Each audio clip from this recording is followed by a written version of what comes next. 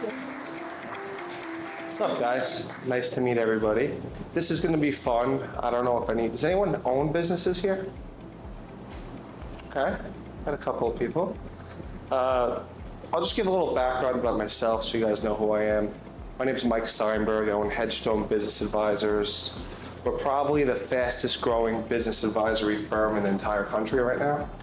We're based on Long Island, and we do business everywhere. We do business in Queens, Brooklyn, Long Island, the tri-state, Florida, all and up and down the East Coast.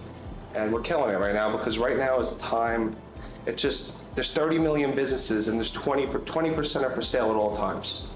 It's a crazy stat. So it's 6 million businesses right now that are for sale. And there's only 5 to 10,000, maybe 10,000 people selling businesses. So if you think about that number, 10,000 versus 6 million businesses for sale, there's 30 million businesses, there's just so much opportunity. And a lot of baby boomers right now, 10,000 retire a day, about 2,000 are business owners, and their kids don't want the business. Their kids don't want to work, their kids don't want the business. So what do? They have to sell it. And sometimes they don't even know they can sell the business. So not even just for brokers, but for buyers, there's such a huge demand to come in and to make a deal with the owner and to get really creative on financing, on structure, on evaluation, and the great thing about selling businesses, there's no cookie cutter way to do it, like real estate. Like real estate, it's very cookie cutter. These are the comps, this is what this is what the house is worth, and that's it. With business, everything is totally creative. And that's what I love about this business, because the sky is the limit. And in New York, Queens is the most diverse city in the entire country, in the entire world. It's the most diverse city in the entire world. It's a crazy stat. So there's just so much opportunity. So I'm so excited today just to dive in, because I've been doing it for about 13 years, and I just love what I do. It's just so much fun every day. You just get to it, you make deals. Like yesterday, I was in the Bronx and I met with the buyer and the seller, and the buyer's going for an SBA loan, which is very difficult. I don't know if you guys know that. Does anyone here know what an SBA loan is? Good. Why is it difficult? It's difficult because they really do a huge audit on everything. They do a colonoscopy on the whole business. So it's a good thing, but 90% of sellers do not report what they actually make. So 90% of deals cannot get qualified for SBA because no one wants to pay taxes. So if you can't show on your financials what you're making, you can't get an SBA loan. So the point is with that. Sorry, let me ask questions. Please, no, ask. How was that financed? That was a SBA 7A. Okay, so So that one was good because the supermarket, everything's on the books. The guy put everything. He's sold multiple businesses. He knows what he's doing. So just a great deal in general. Just want to go over that for creativity purposes. And I don't really know the room well. I guess I'll give a background on myself a little bit more, and then I'll just go around and know what you guys want to do, and I'll try to help you the best I could with everything. So started business brokering about 13 years ago. I was actually a pizza delivery boy when I was 21. So I was delivering pizzas, working $6, $7 an hour, working at 16, very, very, paycheck to paycheck. It was very tough. And the good thing about me is I always wanted to work hard. No matter what, whoever I was, I would work 90 hours a week. I would work 7 days a week. I don't care. That's the mindset you have to have, really, to get to that next level. And I did it, and then I got lucky. I met a business broker on a delivery, and he's like, I sell businesses. I'm like, what do you mean? He's like, yeah, I just sold a pizzeria. I was like, you could sell pizzerias? That's so cool. So then I learned how to sell pizzerias as a pizza delivery boy.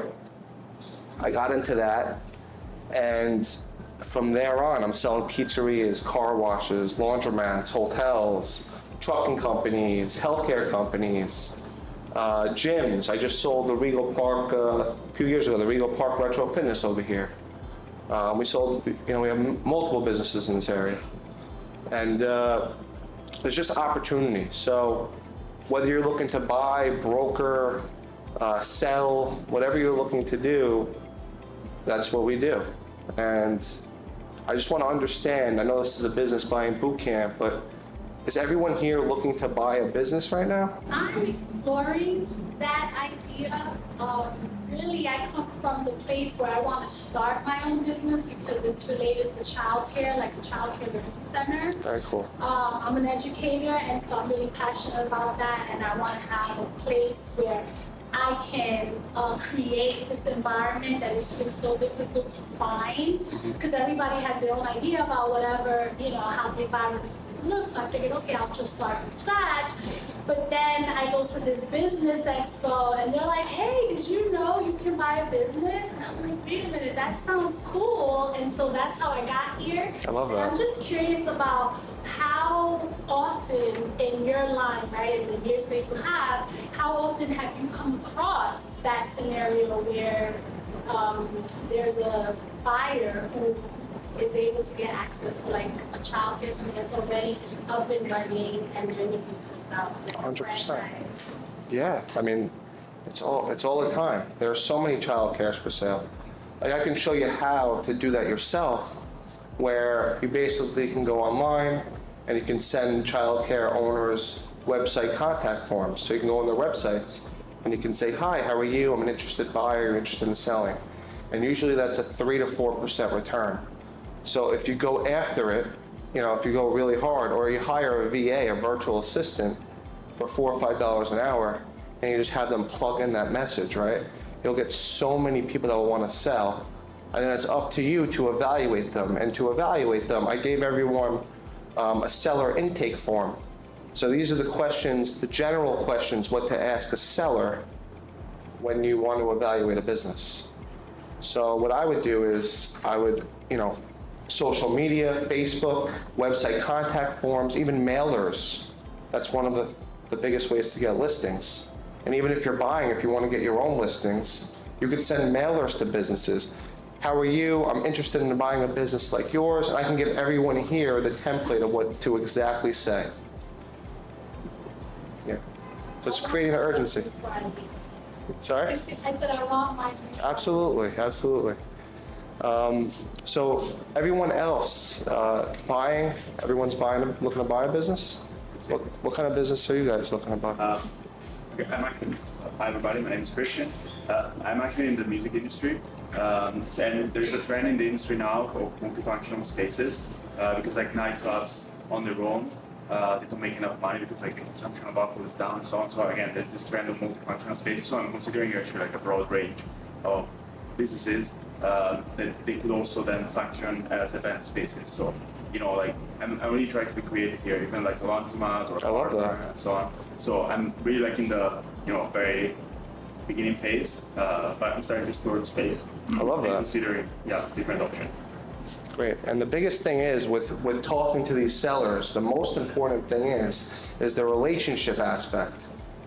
There's deals where people think it's impossible, but you can get 90% seller financing if you have that relationship with the seller.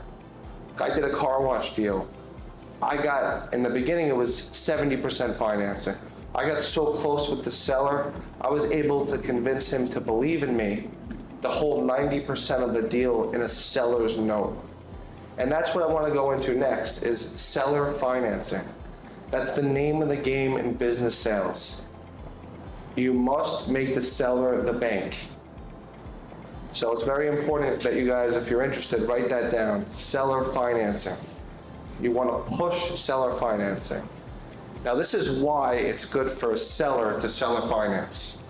The owner who owns the business, if it's an owner that's been there for a long time, he has capital gains.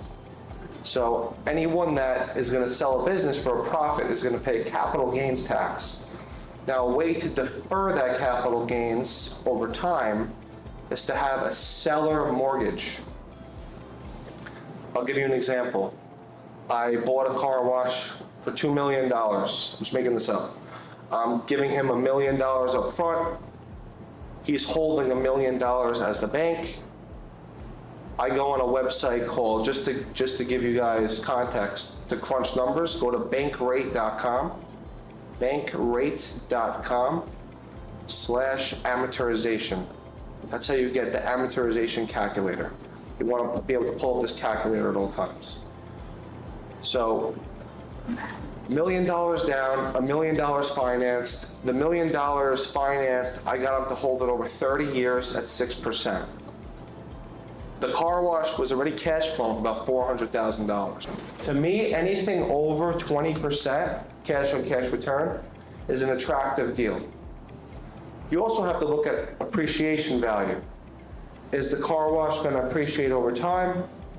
You know, do you think it's a sustainable business? Is there any other competition coming in? Like all these different factors when you're buying a business you have to think of. But the cash on cash return is the strongest piece when you're buying a business. Everyone says, oh, well, you're paying such a high multiple. It's not always about the multiple. It's about, I put in $1, I get 25 cents, I'm making my money back in 4 years. That's how you have to look at this stuff. And that's what they don't teach you.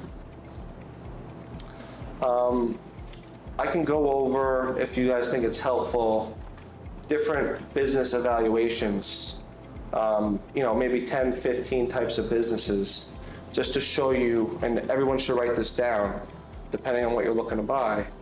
Like for an example, a laundromat, he brought up a laundromat. So let's go over the laundromat business right now. I'll go over different categories, because I want to hit as much as I could in 2 hours. So laundromats, great business. It's one of the businesses that you can run passively. Not a lot of businesses you can run passively. Laundromats, you can scale them. They're asset heavy. That means there's a lot of equipment in there, and they're easy to finance because there's private banks that will put a loan against the equipment.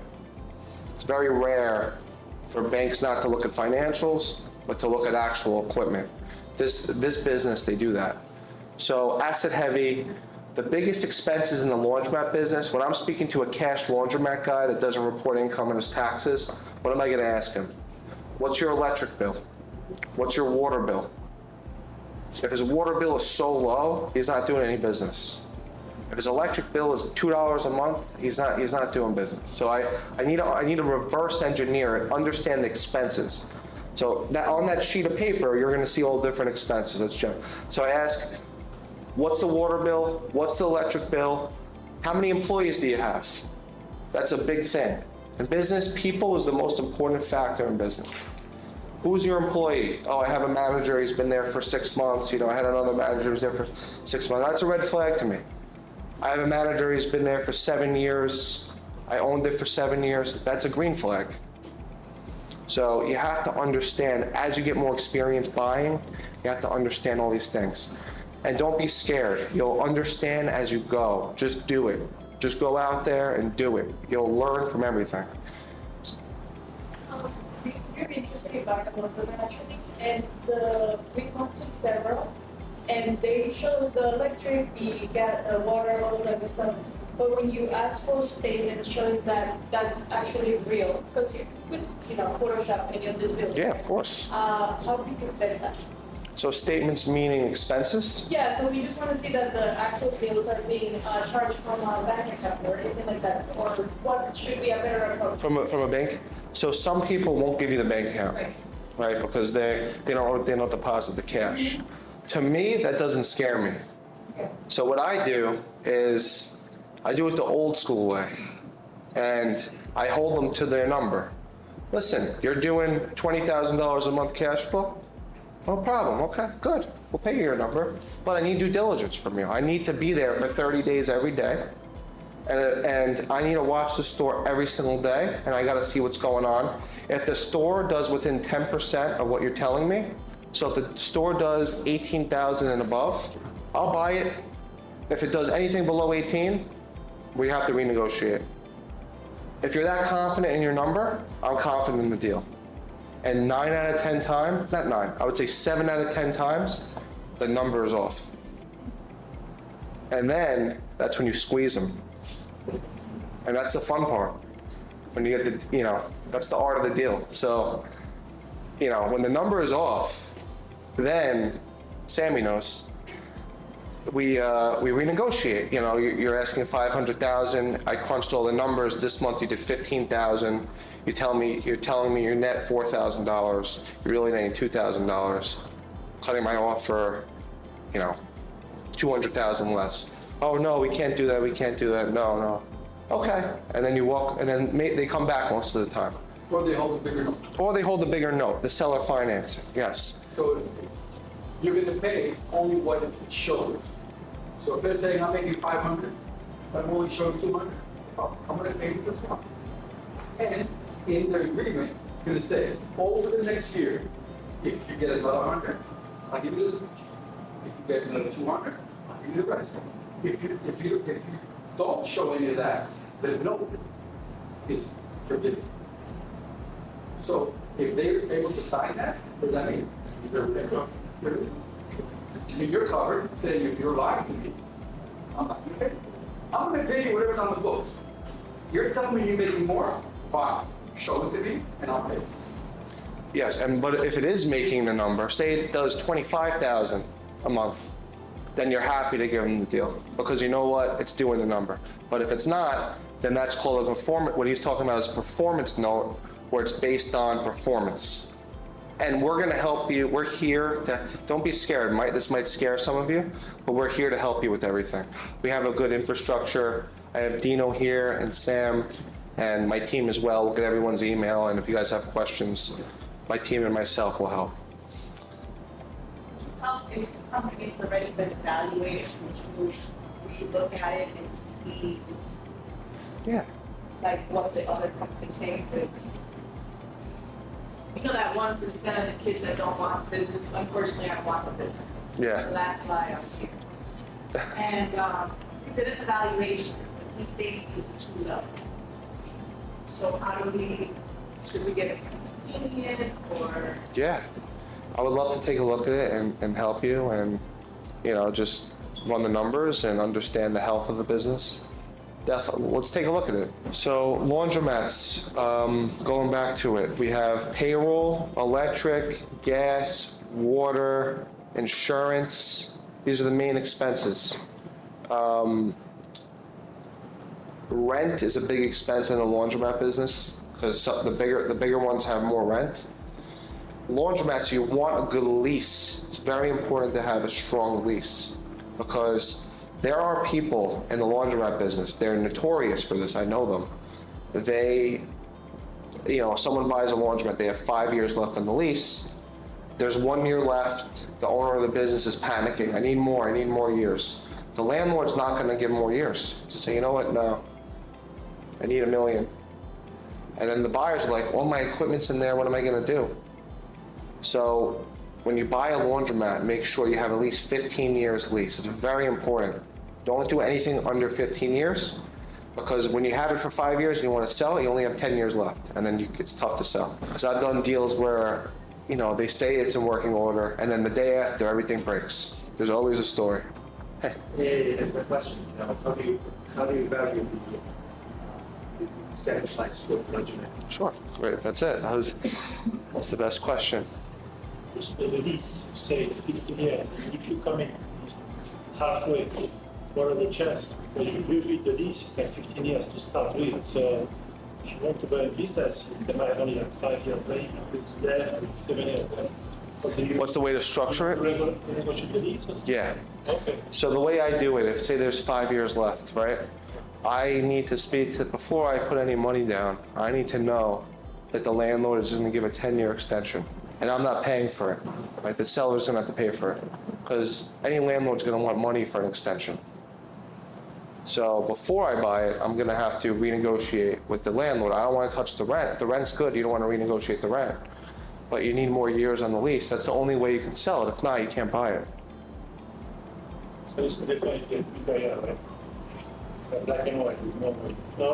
If not, there's another laundromat. So the way I get to the valuation is there's an old school way when I first started about 12, 13 years ago. They used to evaluate, some people still do this, 50 to 60 times weekly sales. So if the laundromat's doing 10,000 a week, they used to evaluate them 50, so 10,000 times 50, so that's 500,000. Times 60, so it's 500 to 600,000, and then equipment plays a big factor in that. So if the equipment's old, dingy, 25, 30 years old, it's gonna be closer to the 500 mark. If it's brand new equipment, it's gonna be the 600 mark. The way that we evaluate them now, and I'm sorry to confuse you, I just, some old school owners are still in that mindset. The way that I evaluate them is between 3.5 and 5.5 times cash flow. That's the way I evaluate them. 3.5, this is the real evaluation of a laundromat. 3.5 to 5.5 times cash flow.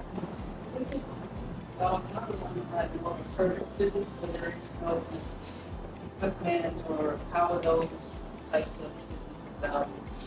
Like a logistics company or manufacturing? Cleaning. Cleaning? Yeah. Like a dry cleaning? No, janitorial. Janitorial? Like a janitorial business? And there's equipment in there? Don't we have like buffers? Yeah, the equipment's always included in the price. So it's really about the numbers. And I'll go over that as well. And we'll go over if you want, we can go over your business if you're comfortable with it. If not, we can do it on the side. All right, so laundromats, 3.5 to 5.5 times. Anyone have questions about laundromats? So when you say 3.5 to 5.5 cash flow, Yes. you're referring to the net income.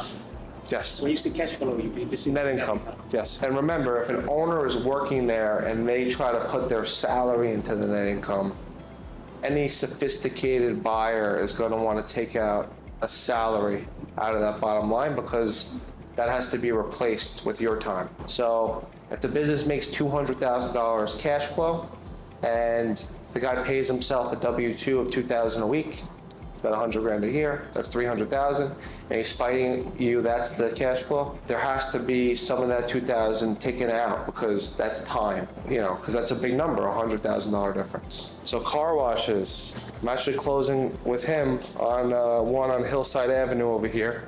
Car washes are good businesses. It's not 100% passive like everyone says. You have to have someone that's there because there's just so much going on. People crash into each other, things break in the tunnel,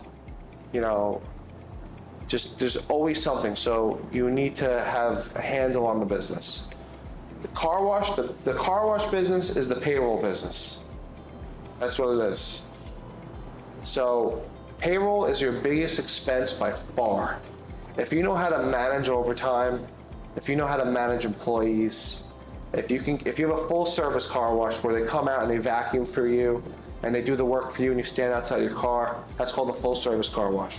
Payroll should be, a good operator will be between 35 and 40%. Anything over 40%, you're not gonna make that much money. So if you can stay in between 35 and 40% as a full service, you can make 25, maybe 30% profit. So payroll is the biggest expense. Then you have rent. Rent's a big expense in the business. Again, just like the laundromat business, the number of years is very important. So you have to have at least 15 years in the car wash business. This deal didn't. This deal only had 7.5 years. But that's why we got it. It was started at 1.3, and now we're at 600,000 on the deal. We only 7.5 years left on the lease. So, the lease, the payroll, the utilities, the insurance, the credit card fees, just like on that sheet, that's everything that you would ask for. Car washes are evaluated in New York between 4.5 to 6 times cash flow. The biggest thing about the car wash business, you can't get SBAs because no one puts what they make on their tax return. Nobody. Maybe 1%.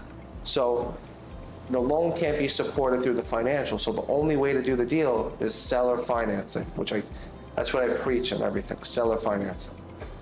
So you want to really get as much of a length of a note as possible. I like to shoot for 30 years, which is very difficult. I've done it before, but 30 years, 5 to 7% interest.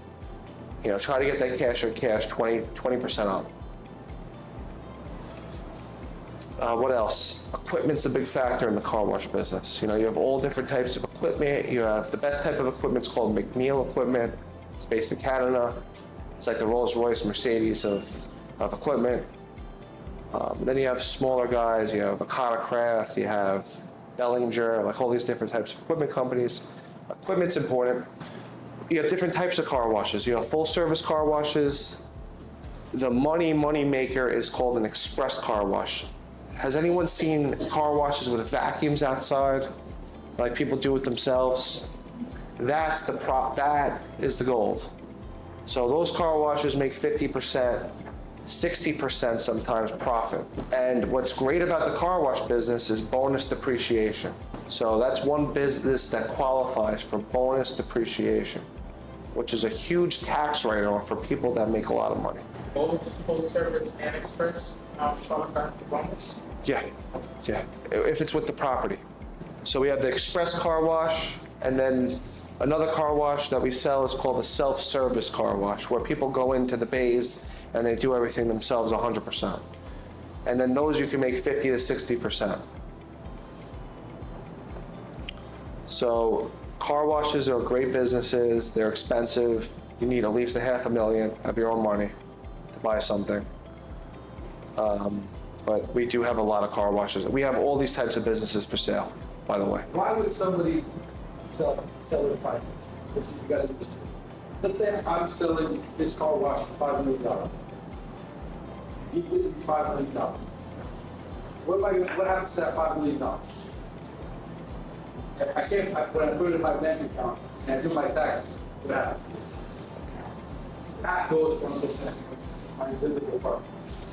So I might think I make $5 million, but I only make $2.5, right? So I'm thinking, why am I going to give away that money?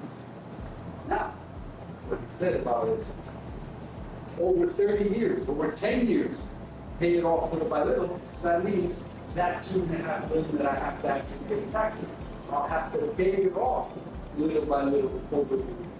So if I'm not burning for cash, I'd rather take the $2.5 million, the rest, you take little by little, but guess what? Who else is getting little by little? 1%. Great point. So I'd rather not give it to my invisible partner, rather than, and what does that do? That attracts buyers. And you get interest. And you get interest. And interest. So I don't have to go to a bank. I don't have to wait. Approval. I'm telling you, give it to little by little. And interest is huge. And interest. So that 2.5 in 10, 20 years became 3.5. See why they would do it? So that may like in terms of the deal, right? Like someone putting down 10% because now they're financing 90% over a longer period of time. That make that more attractive because they pay less in taxes and reduces their smaller payments. Not less, but they can spread it out. Yes, that will make it. That's a pitch that you could say to the seller. You'll get interest. You'll make whatever the interest is. It could be $2-3 million of extra money that you would never see. Another thing is we'll have a much bigger buyer pool, so you'll get a much higher multiple. Because for you, it's the best thing is to get the cash on cash return and to put the low down payment. Everyone knows what a multiple is, right? Putting them by multiple. How many times am I multiplying my profit to get to what I'm selling?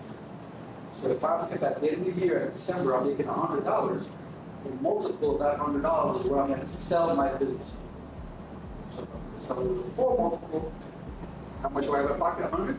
I'm going to sell it for 4. If I made $1,000 and I'm in the laundromat, I might sell it for 3 to 5,000. So the multiple, that's what you keep on saying, multiple, that's why it's important. The multiple is what your business is. Your business is valued on your multiple. So say you make $100 a year, if it's a 3-time multiple, it's $300. I just want to make that. That's a good point. I made that clear. Interestingly, recently we're looking into buying a daycare center, and they claim they have $700,000 per year revenue and $300,000 of net income. Okay. And they're asking for $900,000. Okay. So what is the multipliers For the daycare? This year for daycare this. So do you have the numbers on you by chance? Whatever. Like, could we go over the expenses? Do you know them? Like what the payroll is? I don't have detail. They didn't. Yeah. It seems very hard for a daycare to make almost 50% profit on, on a 700. I wonder what the rent is. Do you know what the rent is? $6,000 per month. So it's 72,000 a year. 4 employees. 4 employees. So let's say each employee makes $1,000, right? $1,000 a week, Yeah, roughly. right? So what is that? That's $1,000 a week times 4. It's 4,000 a week. That's 200,000. So you have 200,000 there. You have 72,000. Then you have sales tax. That's 9%. That's another 63,000 Sales tax for the. for the revenue. Do they have something? You pay sales tax. So now you're at 63 plus 200 is 263. Plus then you have the payroll, 72, right? You're already at 3, and we didn't even get into utilities yet. Well, I mean, they claim, But it's okay. $300,000, we have a number, and I can share the. Do you like the location though? The location is good. It's fine. Yeah, I just feel like there's a risk involved. It's a service business. Absolutely.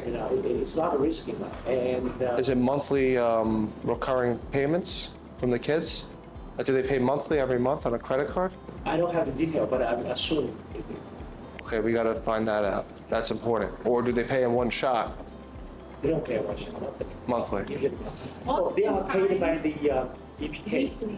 But Oftentimes weekly. Yeah. We have some good daycares for sale in Long Island with the property. Yeah. We have multiple. But yeah, just because someone tells you they make 300, you got to ask all the questions. And we didn't even get into utilities. Utilities, for a daycare, electric is probably, I don't know, 500 to 1,000 a month, that range. It's another 12,000. And you got to go over all the numbers. So what's the multiplier? The multiplier on that size of a business, I would say is between 2 to 3 times. 2 to 3. 2 to 3. So they're at 3 of what they say. Did you get the tax returns? They didn't give it to you. Yeah, it's very initial stage. We'll help you if you want help. Whatever help you need. I was just curious to tap on the lease part of the establishment. So what is the likelihood that the daycare can purchase the building that they're running out of? Yeah. Like, What's the likelihood? yeah, because what if you don't want to rent? What if you want to You want to own the property. Yeah, you want to own the property. You got to make a deal with the landlord. So But is that separate? That's separate. It depends. If there's a landlord and a business owner, you're dealing with 2 separate people. If it's the business owner that owns the property, then you could try to do an option to buy the property, a first right of refusal. So when a first right of refusal means if you're going to buy a property, say they're going to sell it to someone else, you get the first right to match that offer. And then you have the option to buy it where you set a price and, a price. But it's all about the relationship. In her scenario, when she was talking about buying a property, you can't use the business profits as a way to buy the building? If it's clean, you could do an SBA 504 or an SBA 7A. Usually with the property, it's called the 504. So there's two SBA loans that I do. SBA 7As, which are business acquisition loans, up to $5 million max. And then you have SBA 504 that has the conventional loan, and then you have the 7A combined. That's called a 504. So the conventional is a lower interest rate, and the 7A is prime plus 1 to 2, so you're looking at 9 to 10 points in the SBA. And then the conventional is, 6 to 7 in that range right now. So you blend them together if you want to do that, what you're asking. Question about the valuations. The businesses, you said 3.5 to 5.5. Car washes, for example, laundromat. So how we doing now? Should I give it 4? What should it like 4 or 3.5 or 5? Good question. So the laundromat is between 3.5 to 5.5, and that depends on, there's a lot of factors. That depends on the equipment. So if the equipment's newer, it's going to be closer to the 5.5 times. right? And obviously if the income's more, if the income's $100,000, the net income, it's not a 5.5 times. You're basically, you're buying a job almost, It's 100,000 is tough these days. If it's 600,000, then yes. It's gonna be a 5.5 times with brand new equipment. Every deal is a little different, but that's the parameter. Car wash, same thing, between 4 to 6 times. Yeah, it's usually stuck to 20%. That's the myth. That's what everyone tells you. That's the myth. Everyone thinks, it is possible, but it's unlikely to get 90%. I would say on our deals average, we're getting 70%. Yeah. It's also personal guarantee, right? Personal guarantee, you need a life insurance policy sometimes. You need to give your arm, you need to give your leg, your house, you have to give a house, you have to give a property. At the supermarket in the Bronx that I'm selling, the buyer had to get a life insurance policy, and then he had to collateralize and pledge all of his assets. Sam, the pharmacy in Jamaica. Yeah. The lady, she wanted to get out, she wanted to sell. How much do you want? 700,000. 300. Yeah, but I got an SBA loan, and my house is attached. My house is attached. So I had to put up my house. She was losing the house, actually. So SBA dangles this 10%. They take your kids. Yeah. So these are 10% myths. Unbelievable. They tell you 10% to get you in the door, and then once you're in the door, they're gonna raise it up on you. So you guys meet up with the seller, right? From a buyer's perspective, right? What is your like structuring the package for a buyer look like? For me, like I like 3 years of monthly statements. Is that crazy?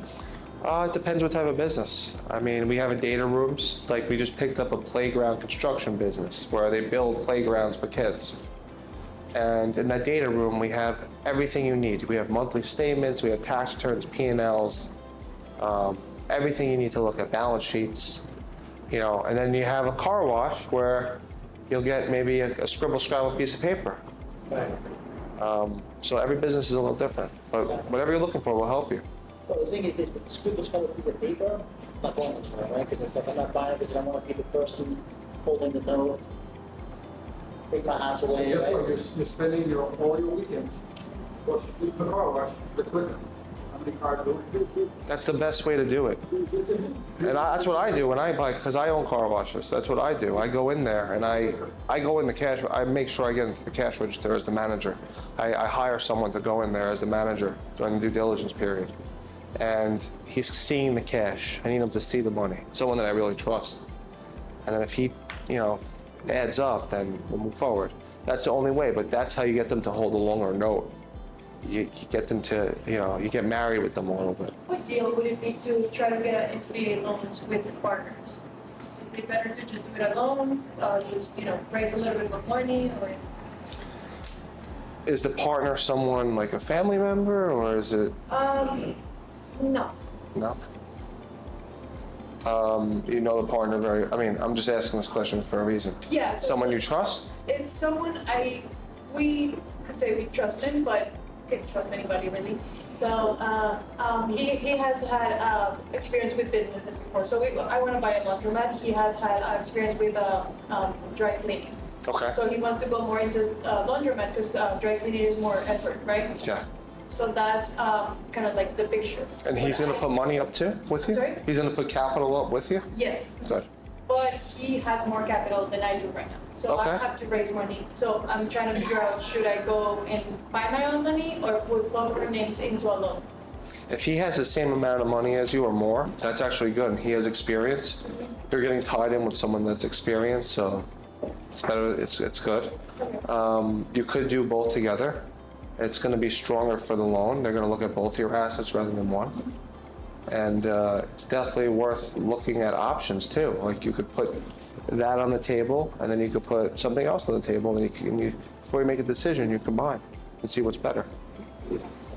Just keep in mind, SBA right now, the prime rate is 7.5% today.